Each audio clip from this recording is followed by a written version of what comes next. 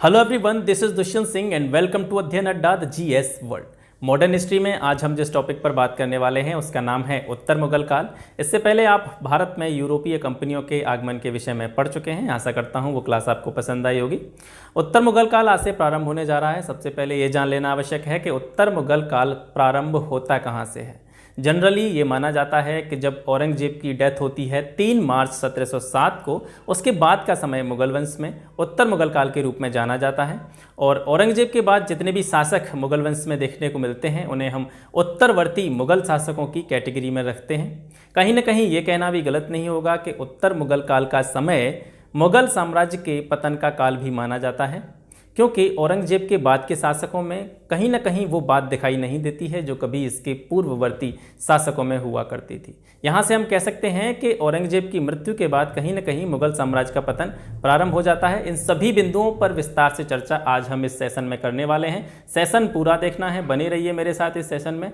और यहाँ पर आपको उत्तर मुगल काल में जितने भी शासक होते हैं औरंगजेब के बाद और अंतिम मुगल शासक बहादुर शाह जफर तक के जितने भी महत्वपूर्ण प्रश्न आपकी परीक्षा की दृष्टि से महत्वपूर्ण हो सकते हैं वो सभी आपको यहाँ पे देखने को मिलेंगे। तो चलिए क्लास स्टार्ट करते हैं। 3 मार्च 1707 की तिथि, ये वह तिथि है जिस तिथि को औरंगजेब की मृत्यु होती है। और जब औरंगजेब की मृत्यु होती है तो उसकी मृत्यु के समय तक उसके 3 पुत्र जीवित थे, जिनके नाम थे मुअज्जम, आजम और कामबख्श।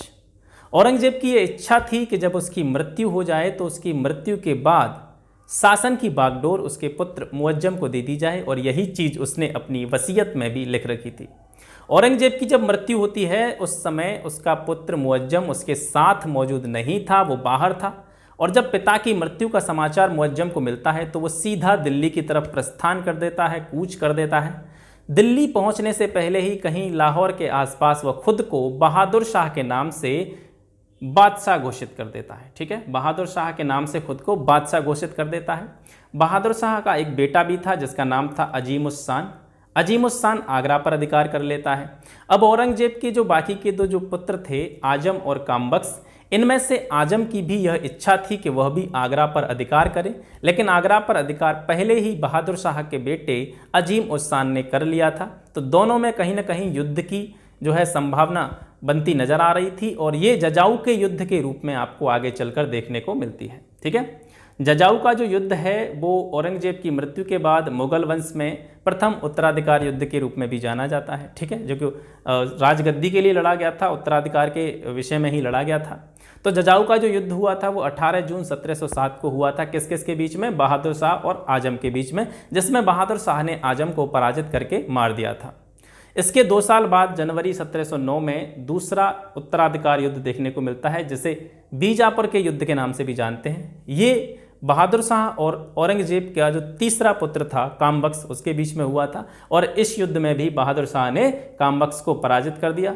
ओवरऑल हम कह सकते हैं कि इन पूरे उत्तराधिकारों के संघर्ष में उत्तराधिकार युद्ध जितने भी हुए थे, दोनों बीजापुर का हो या फिर जजाऊ का हो, इन दोनों में बहादुर शाह ने खुद को बाकी के दोनों अपने भाइयों से श्रेष्ठ साबित किया, और इसका परिणाम ये निकला कि बहादुर शाह ही आगे चलकर 1707 में बहादुर शाह प्रथम के नाम से मुगल वंश का शासक बनता है। इसकी समयावधि मानी जाती है शासनकाल की 1707 से 1712 तक। वहीं बहादुर शाह का एक अन्य नाम भी देखने को मिलता है, शाह आलम प्रथम। ठीक है, शाह आलम प्रथम भी बहादुर शाह को ही कहा जाता था। इसके साथ साथ इतिहास में एक प्रश्न और पूछा जाता है कि साहे बेखबर किस मुगल शासक को कहा जाता था। ठीक है, साहे बेखबर की उपाधि बहादुर शाह प्रथम को ही दी गई थी गाफी खां के द्वारा। ये पॉइंट भी आपको यहाँ से याद करना है, चाहें तो आप इसका स्क्रीनशॉट भी ले सकते हैं। ठीक है, औरंगजेब के बाद में बहादुर शाह प्रथम शासक बन गया, तो इसने क्या किया? औरंगजेब की जो कुछ संकीर्णतावादी नीतियां थीं उनमें कुछ चेंजेस करना प्रारंभ किया, कुछ परिवर्तन करना प्रारंभ किया। इसने हिंदू राजाओं और सरदारों के प्रति अधिक सहिष्णुतापूर्ण दृष्टिकोण अपनाया। ठीक है, उनके साथ में अच्छा व्यवहार रखा इसने। मराठा सरदारों के प्रति इसके नज़रिए की बात करें तो मराठा सरदारों के प्रति इसकी नीति स्थिर रूप से देखने को नहीं मिलती है, एक अस्थिर नीति बहादुर शाह प्रथम की देखने को मिलती है। इसने मराठों को दक्कन की सरदेशमुखी, जो कि एक कर था, दक्कन की सरदेशमुखी वसूलने का अधिकार दे दिया, लेकिन इसने जो दूसरा वाला कर था चौथ, ठीक है, ये दोनों कर मराठों के द्वारा ही प्रारंभ किए गए थे, सरदेशमुखी और चौथ। ठीक है, तो बहादुर शाह प्रथम ने मराठों को दक्कन की सरदेश मुखी वसूलने का अधिकार दे दिया, लेकिन चौथ का अधिकार इसने अपने पास ही रखा। ठीक है, आगे चलकर गुरु गोविंद सिंह के साथ में बहादुर शाह प्रथम की एक संधि होती है। इस संधि के तहत गुरु गोविंद सिंह को बहादुर शाह प्रथम के द्वारा एक बड़ा मनसब प्रदान किया जाता है। प्रश्न उठता है कि गुरु गोविंद सिंह के साथ बहादुर शाह प्रथम के संधि करने का प्रमुख कारण क्या था, क्या प्रमुख इसका उद्देश्य था। औरंगजेब के बाद में कहीं न कहीं मुगल साम्राज्य में विघटन के लक्षण दिखाई पड़ते हैं। छोटी छोटी कम्युनिटीज़ जो थीं, छोटे छोटे राज्य जो थे, वो विद्रोही इकाई के रूप में उभर कर सामने आ रहे थे, और उन्हीं में से एक विद्रोही कम्युनिटी सिखों की भी थी, जिसका नेतृत्व गुरु गोविंद सिंह के द्वारा किया जा रहा था। तो इसको कहीं ना कहीं अनुमान था कि आगे चलकर ये मेरे खिलाफ भी विद्रोह कर सकते हैं, तो उस विद्रोह से बचने के लिए इसने पहले ही विद्रोही सिखों के साथ मेल करने की कोशिश की, और सिखों के जो लीडर थे गुरु गोविंद सिंह, उनके साथ में इसने एक अलायंस कर लिया, संधि कर ली, और उनको एक बड़ा मनसब प्रदान कर दिया। सब कुछ ठीक ठाक चलता रहा, लेकिन फिर आगे चल करके क्या होता है, गोविंद सिंह जी की मृत्यु हो जाती है और सिखों का नेतृत्व आ जाता है बंदा बहादुर के हाथ में। ठीक है, बंदा बहादुर जो कि गुरु गोविंद सिंह का ही एक शिष्य था, इसके हाथ में सिखों का जो नेतृत्व है वो आ जाता है। ठीक है, अब बंदा बहादुर के नेतृत्व में सिख कम्युनिटी जो थी वो मुगल साम्राज्य के प्रति विद्रोह करती है, बगावत करती है। तो बहादुर शाह द्वारा सिख विद्रोहियों के खिलाफ एक अभियान चलाया जाता है। ठीक है, इस अभियान के तहत वह सिखों के प्रमुख केंद्रों पर कब्जा करते हैं, जिनमें से एक प्रमुख केंद्र लोहगढ़ का किला भी था। लोहगढ़ के किले से संबंधित भी प्रश्न पूछा जाता है कि लोहगढ़ के किले का निर्माण किसने करवाया था, किसने बनवाया था इसको। तो इसका निर्माण गुरु गोविंद सिंह के द्वारा ही हिमालय के तराई क्षेत्र में करवाया गया था। ठीक है, तो जो अभियान चलाता है बहादुर शाह प्रथम, सिखों के खिलाफ इनके प्रमुख सेंटर्स पर कब्जा कर लेते हैं, लोहगढ़ के किले पर भी कब्जा कर लेता है। आगे चलकर सिख फिर दोबारा से वापस 1712 में इस लोहगढ़ के किले को ले लेते हैं। ठीक है, मुगलों से सिखों ने 1712 में लोहगढ़ का किला वापस ले लिया। बहादुर शाह प्रथम ने जाट सरदार चूड़ामन से मित्रता कर ली। ठीक है, जाटों के नेता हुआ करते थे चूड़ामन, उनसे मित्रता करता है बहादुर शाह प्रथम, और आगे चलकर चूड़ामन बंदा बहादुर के खिलाफ बहादुर शाह का साथ देते हैं। 1711 में डचों का एक शिष्टमंडल बहादुर शाह के दरबार में आता है। किसके नेतृत्व में आता है, जोशुआ कैटलार के नेतृत्व में। ये प्रश्न भी पूछा जाता है। बहादुर शाह की मृत्यु हो जाती है, और इसकी मृत्यु के बाद भी वही स्थिति देखने को मिलती है जो कभी औरंगजेब की मृत्यु के बाद देखने को मिली थी। यानी इसके जो 4 पुत्र थे, बहादुर शाह प्रथम के 4 पुत्र थे, जहांदार शाह, अजीम उस शान, रफ़ी उस शान और जहान शाह। ठीक है, इनमें भी वही राजगद्दी को लेकर, शासन की बागडोर को लेकर के आपस में जो है गृह युद्ध की स्थिति उत्पन्न हो गई, युद्धों की स्थिति उत्पन्न हो गई, विवाद उत्पन्न हो गए। लेकिन इस पूरे विवाद में जो बहादुर शाह का बड़ा बेटा था जहांदार शाह, वो विजयी रहा, और इसके विजयी रहने के पीछे सबसे बड़ा रीज़न था कि उस समय का एक शक्तिशाली सामंत था जिसका नाम था जुल्फ़िकार खां। जुल्फ़िकार खां ने जहांदार शाह को सपोर्ट किया था, और इसी वजह से ये अपने चारों भाइयों में विजयी रहा था। ठीक है, एक कोटेशन है ओवन सिडनी की बहादुर शाह प्रथम के बारे में। इसने कहा था, इतिहासकार हैं ओवन सिडनी, इन्होंने कहा था कि मुगल सम्राटों में बहादुर शाह ही अंतिम ऐसा सम्राट था जिसके बारे में हम कुछ अच्छे शब्द कह सकते हैं। ये कोटेशन भी कभी कभी परीक्षाओं में पूछ ली जाती है, तो मैंने इसको यहाँ पर जो है ऐड कर दिया है। ठीक है, बहादुर शाह प्रथम के बाद में अब शासक बनता है जहांदार शाह। इसके शासन का जो समय है वो 1712 से 1713 ईस्वी तक माना जाता है। काफ़ी कम समय तक इसने शासन किया था। इतिहास में यह कमज़ोर एवं पतित शहजादे के रूप में भी प्रसिद्ध है। इसके साथ साथ एक प्रश्न ये भी पूछा जाता है कि किस मुगल शासक को लंपट मूर्ख कहा जाता है, किस मुगल शासक को लंपट मूर्ख कहा जाता है, तो वो जहांदार शाह ही है जिसे लंपट मूर्ख के नाम से जाना जाता है। और इसे यह जो उपाधि थी वो किसने दी थी, इरादत खां के द्वारा दी गई थी। जहांदार शाह जब शासक था तो इसका जो प्रशासन था, ठीक है, जहांदार शाह तो वैसे भी योग्य शासकों की श्रेणी में नहीं आता है, तो इसके समय का जो प्रशासन था मुख्य रूप से जुल्फ़िकार खां के हाथों में था। ये वही जुल्फ़िकार खां है जिसकी वजह से, जिसके सपोर्ट की वजह से जहांदार शाह शासक बना था। ठीक है, जुल्फ़िकार खां ने क्या किया, जयसिंह को मालवा का सूबेदार नियुक्त किया। इसके साथ साथ मारवाड़ के अजीत सिंह को इसने महाराजा की उपाधि दी। ठीक है, जहांदार शाह के समय में जजिया कर समाप्त कर दिया गया। जहांदार शाह के समय में मराठों को दक्कन की चौथ एवं सरदेश मुखी दे दी गई, लेकिन इसकी एक शर्त रखी गई कि इसकी वसूली मुगल अधिकारियों के द्वारा की जाएगी। ठीक है, वसूली मुगल अधिकारियों के द्वारा की जाएगी। चूड़ामन एवं छत्रसाल, चूड़ामन जाट सरदार थे, छत्रसाल बुंदेला सरदार थे। ठीक है, ये बुंदेलों का सरदार था। तो चूड़ामन और छत्रसाल के साथ में जहांदार शाह की जो नीति थी वो सहयोग की नीति रही। वहीं बंदा बहादुर और सिखों के खिलाफ इसकी वही दमन की नीति जारी रही जो इसके पहले से ही चली आ रही थी। ठीक है, बहादुर शाह के समय से ही चली आ रही थी, वही नीति इसने बंदा बहादुर एवं सिख कम्युनिटी के खिलाफ अपनी जो है जारी रखी। जहांदार शाह के संबंध एक वैश्या से माने जाते हैं जिसका नाम था लाल कुंवरी। लाल कुंवरी नामक वैश्या से जहांदार शाह के संबंध थे और इसके रिश्तेदारों को, इस लाल कुंवरी वैश्या के रिश्तेदारों को जहांदार शाह ने अपने साम्राज्य में उच्च पदों पर आसीन कर रखा था। ठीक है, तो इससे काफ़ी लोग परेशान थे, इसकी फैमिली वाले काफ़ी लोग परेशान थे। इसी में से एक सबसे ज़्यादा व्यथित व्यक्ति था फर्रुखसियर। ठीक है, ये जहांदार शाह का भतीजा हुआ करता था।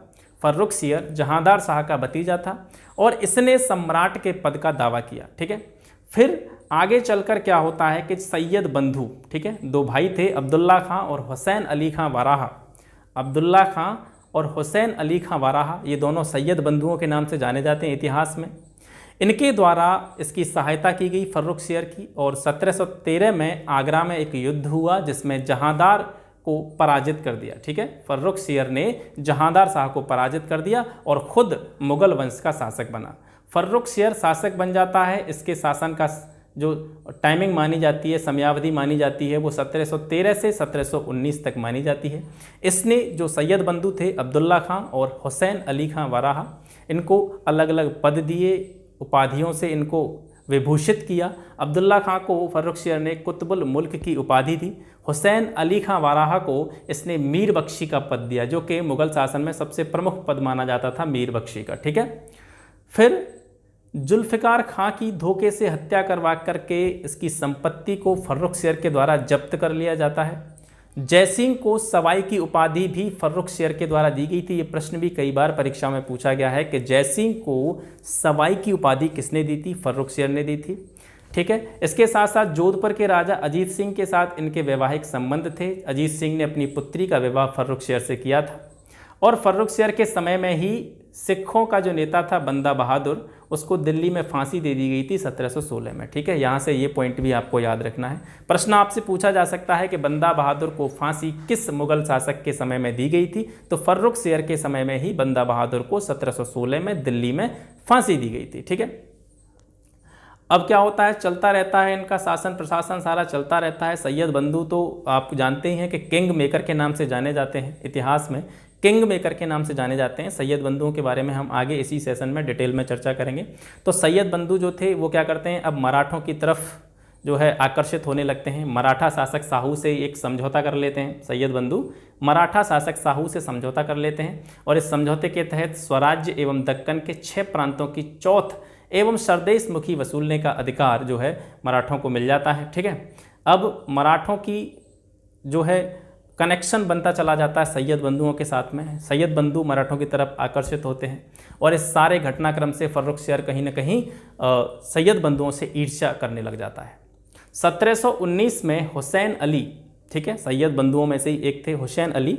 1719 में हुसैन अली की बालाजी विश्वनाथ से दिल्ली की संधि होती है। ठीक है, इस संधि के तहत फर्रुखसियर को अपदस्थ कर दिया जाता है, शासन से हटा दिया जाता है। ठीक है, यानी सैयद बंधु जो होते हैं वो मराठों की सैन्य सहायता पाकर फर्रुखसियर को शासन से हटा देते हैं, राजगद्दी से हटा देते हैं और उसको अंधा कर दिया जाता है। अंधा करके उसकी हत्या कर दी जाती है और ये पहला उदाहरण है मुगल वंश के इतिहास में, मुगल साम्राज्य के इतिहास में किसी अमीर के द्वारा मुगल बादशाह की हत्या का सबसे पहला उदाहरण यही है कि सैयद बंधुओं ने मराठों की सहायता से फर्रुखसियर को अपदस्थ करके उसे अंधा कर दिया था और उसकी हत्या कर दी थी।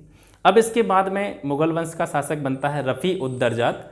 ठीक है, ये भी कम समय तक जो है शासन रहा था इसका, 28 फरवरी से लेकर के 4 जून 1719 तक इसका शासनकाल रहा था।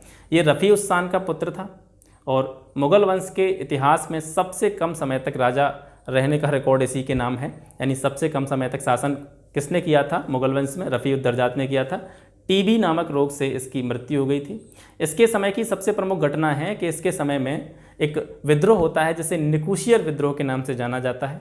निकुशियर कौन था? ये अकबर द्वितीय का पुत्र था, ठीक है। इसने आगरा के दुर्ग पर अधिकार करके सम्राट के पद की घोषणा कर दी थी, ठीक है। ये इसके समय की प्रमुख घटना है, निकुशियर का विद्रोह, ठीक है। याद रखना है आपको। निकुशियर का विद्रोह किस मुगल शासक के शासनकाल में हुआ था? तो रफ़ी उद दरजात के शासनकाल में हुआ था। इसके बाद में मुगल शासक बनता है रफ़ी उद दौला, 6 जून से लेकर के 17 सितंबर 1719 तक, ठीक है। इसको भी गद्दी पर बिठाने का काम किया था सैयद बंधुओं ने, ठीक है। सैयद बंधुओं ने काफ़ी लोगों को जो है मुगल वंश में शासन की बागडोर दिलाने में उनकी सहायता की थी।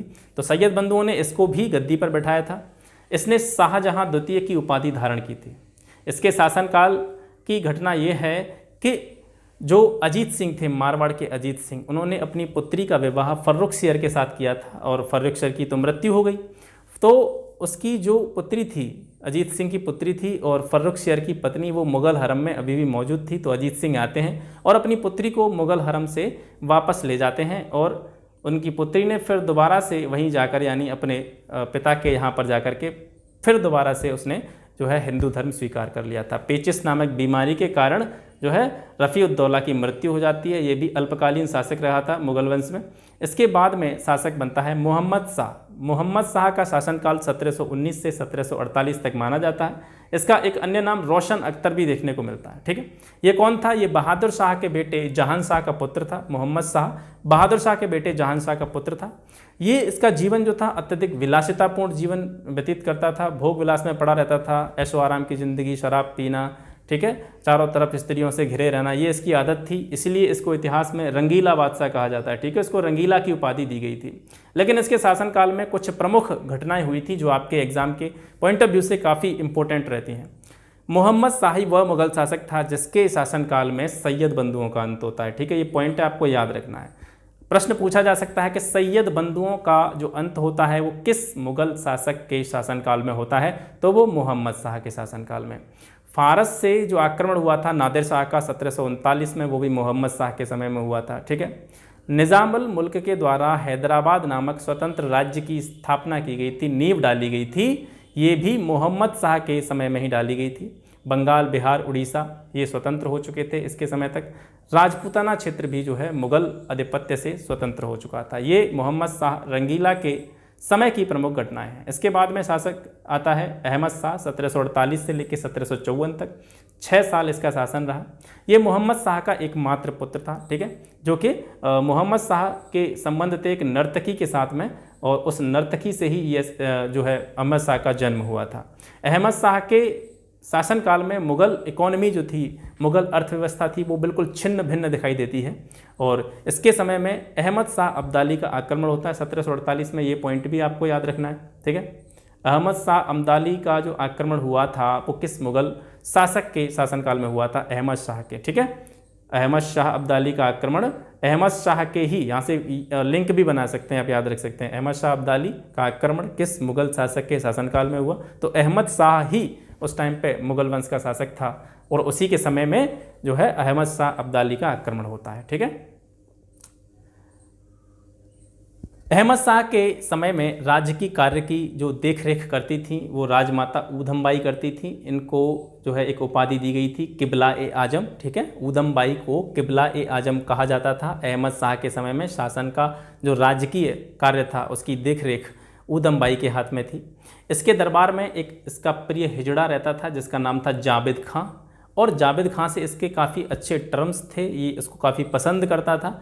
जाबिद खां इसी कारण अहमद शाह के समय में दरबारी जो पॉलिटिक्स थी, दरबारी राजनीति थी, उसका प्रमुख नेता बन चुका था, ठीक है। इसका इन्वॉल्वमेंट काफ़ी रहता था।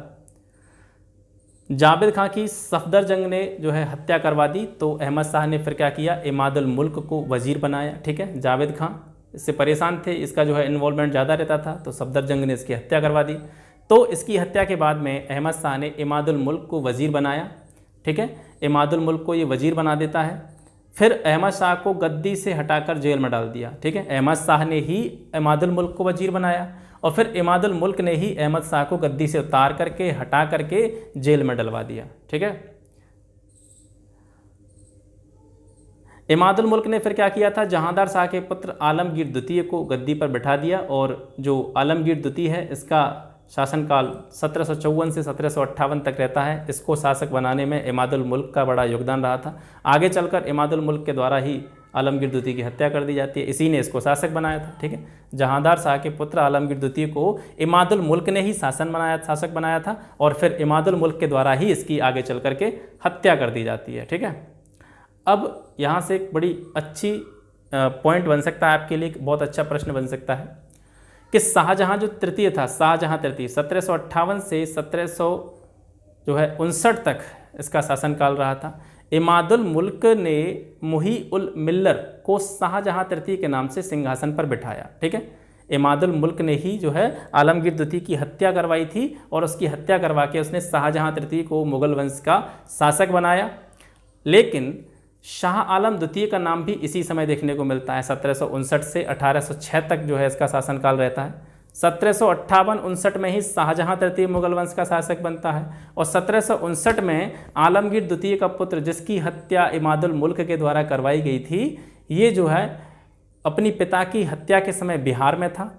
आलमगीर द्वितीय का पुत्र शाह आलम द्वितीय ये अपनी पिता की हत्या के समय बिहार में था और वहीं पर ये शाह आलम द्वितीय के नाम से स्वयं को बादशाह घोषित कर देता है। वैसे इसका नाम अली गौहर था। ठीक है, इसका नाम था अली गौहर और ये अपने पिता की हत्या के समय बिहार में था और वहीं पर ये खुद को मुगल बादशाह घोषित कर देता है। तो इस तरीके से हम कह सकते हैं कि आलमगीर द्वितीय की मृत्यु के बाद मुगल साम्राज्य में अलग अलग स्थानों पर 2 राजा गद्दी पर बैठे थे। ठीक है, जब आलमगीर द्वितीय की हत्या करवाई गई थी इमादुल मुल्क के द्वारा, तो उस समय उसकी हत्या के बाद में मुगल वंश के जो शासक बने थे वो 2 शासक बने थे।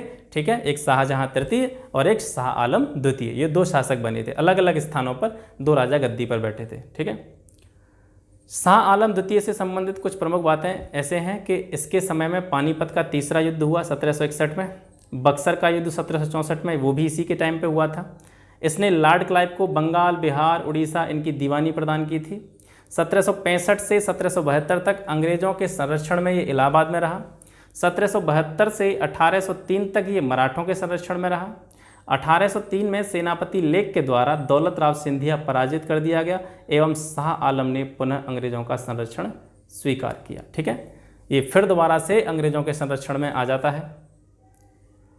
आगे चल के दिल्ली पर अंग्रेज़ों का अधिकार हो जाता है और जो मुग़ल सम्राट थे वो अंग्रेज़ों के पेंशनर बन जाते हैं, यानी ये पेंशन पर अपना जीवन व्यतीत करने लगे और जो राजधानी थी मुग़ल वंश की दिल्ली, उस पर अंग्रेज़ अधिकार कर लेते हैं। 1806 में शाह आलम द्वितीय की भी हत्या हो जाती है। ठीक है, और इसकी हत्या के बाद में शासक बनता है अकबर द्वितीय। 1806 से 1837 तक ये मुग़ल वंश का शासक रहा था।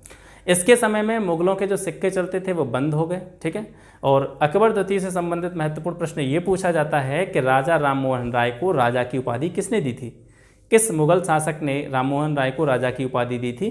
तो वो था अकबर द्वितीय। अकबर द्वितीय के द्वारा ही राममोहन राय को राजा की उपाधि दी गई थी। इसके बाद में शासक आता है बहादुर शाह द्वितीय और ये अंतिम मुग़ल सम्राट के रूप में भी जाना जाता है। इसका शासनकाल 1837 से 1857 तक रहता है। ये अंतिम मुग़ल बादशाह था और इसे जफ़र के उपनाम से भी जाना जाता है। जफ़र नाम से ये कविताएं लिखा करता था, शायरी लिखने का शौकीन था बहादुर शाह द्वितीय और इसे बहादुर शाह जफ़र के नाम से भी जाना जाता है। 1857 का विद्रोह इसी के समय में हुआ था। 1857 के विद्रोह के समय अंग्रेज़ों ने इसको निर्वासित करके रंगून भेज दिया था और वहीं पर 1862 में इसकी मृत्यु हो जाती है। ये एक शासक होने के साथ साथ एक गज़ल लेखक भी था। ठीक है, तो ये जो है हो गया आपका उत्तर मुग़ल काल में मुग़ल वंश का पूरा इतिहास, जिसमें आपने औरंगज़ेब की मृत्यु के बाद जितने भी मुग़ल शासक हैं उनके बारे में जाना और यहाँ से ज़रूर आपकी परीक्षाओं में कुछ न कुछ प्रश्न देखने को मिलेंगे और मैंने यहाँ पर लगभग सभी तथ्यों को समेटने का प्रयास किया है। आशा करता हूँ आज की क्लास आपको पसंद आई होगी। क्लास आपको पसंद आती है तो चैनल को सब्सक्राइब करें और फ्रेंड्स के साथ में शेयर करें। मिलते हैं आपसे फिर अगली वीडियो में, तब तक के लिए नमस्कार, जय हिंद।